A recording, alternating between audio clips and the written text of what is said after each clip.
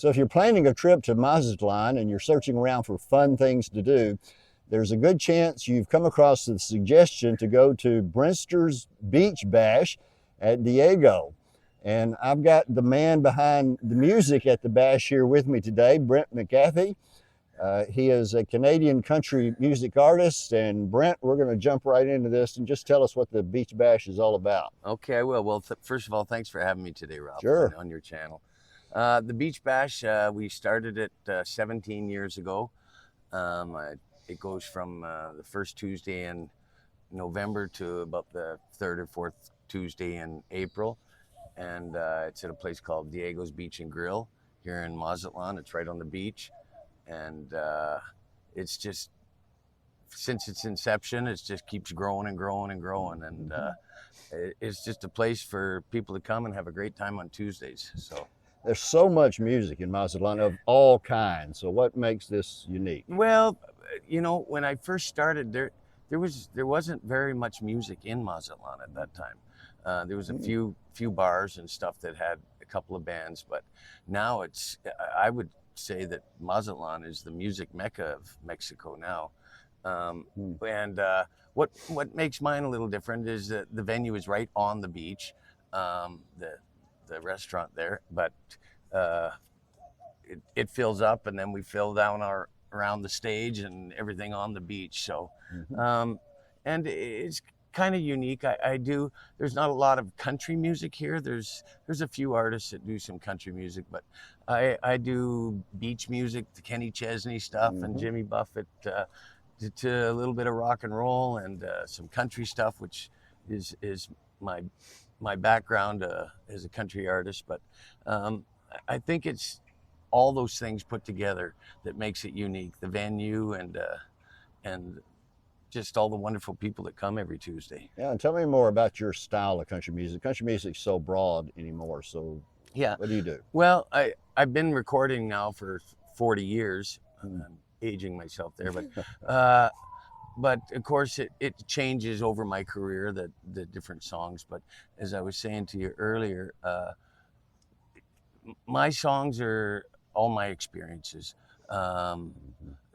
people I've met or things I've gone through, heartbreak or love or whatever it is. So I like to think that it's the songs that I write, people can relate to them, you know, because they've been through the same kind of things.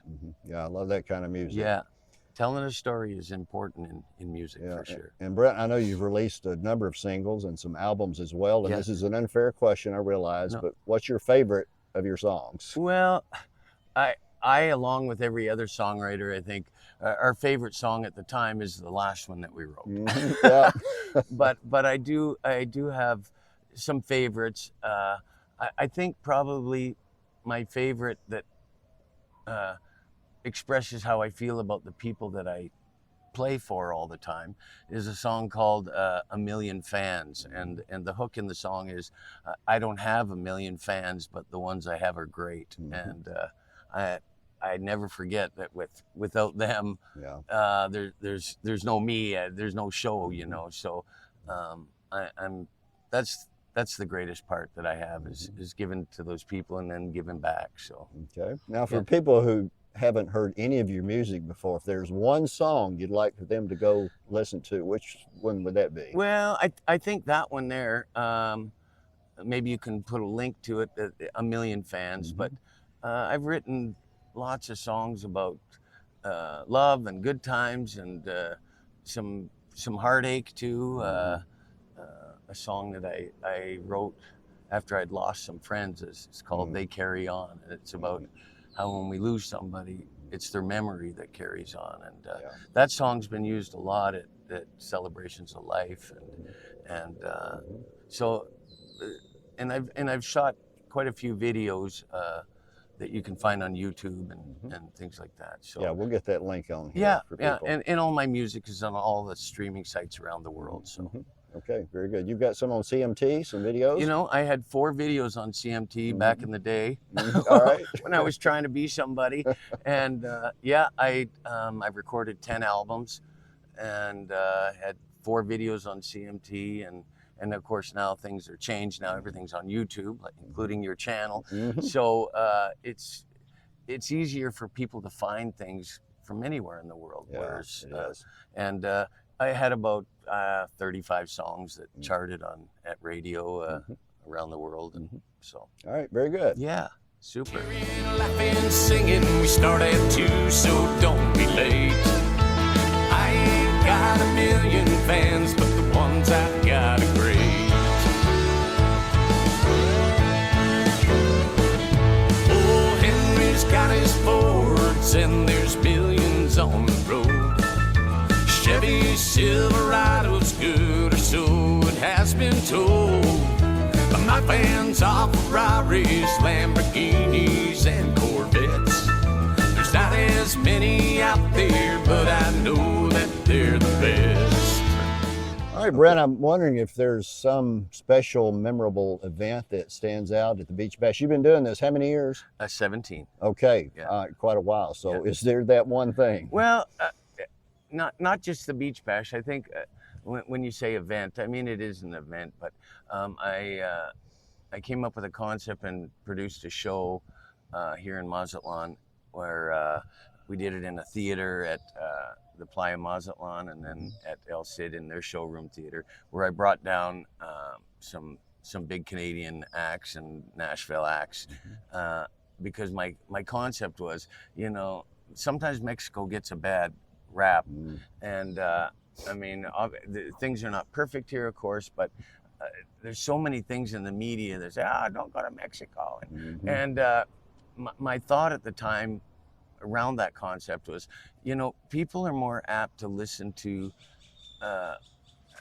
an artist, or they go to a concert and they say, hey, we just came back from Mazatlán and it was the greatest time we ever had. They treated us great, and you should go there, as opposed to listening to some news person say, don't go to Mexico, it's dangerous. And so that was the concept kind of behind that. And I worked with the tourism board and the government here to help promote Mazatlán in that way. And we did it for 5 years, and I'd like to think it helped get some more people here for sure. Yeah, and you've partly answered these already. They kind of blend together, but what does it mean to you to do this? And when people go back home, what do you want them saying? Well, I wrote a slogan and a jingle called Make It a Plan to Visit Mazatlán.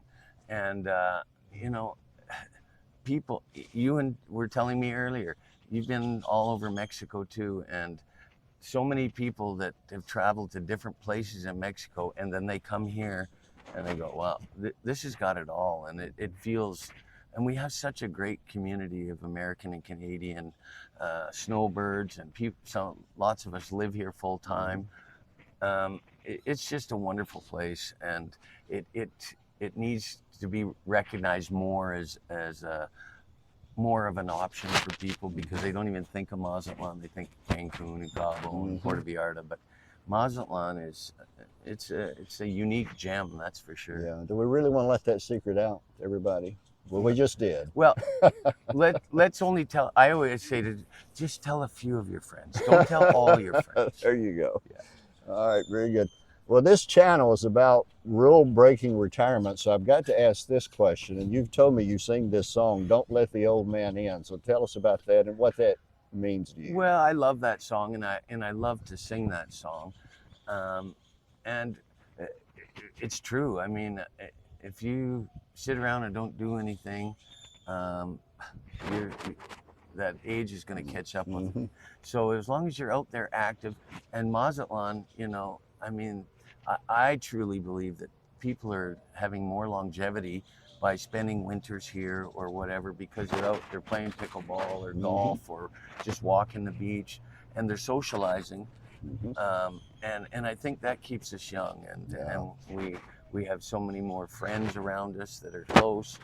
Everybody here tells me we have way more friends here than we do back home, and we can see them more often because everybody lives in a closer proximity to one another. Yeah, exactly. Well said. Beautiful. I like that.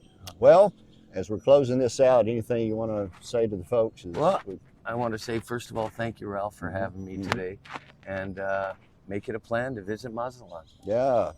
Thanks for watching. Adios, amigos. Cheering, laughing, singing, we start at 2, so don't be late. I ain't got a million fans, but the ones I've got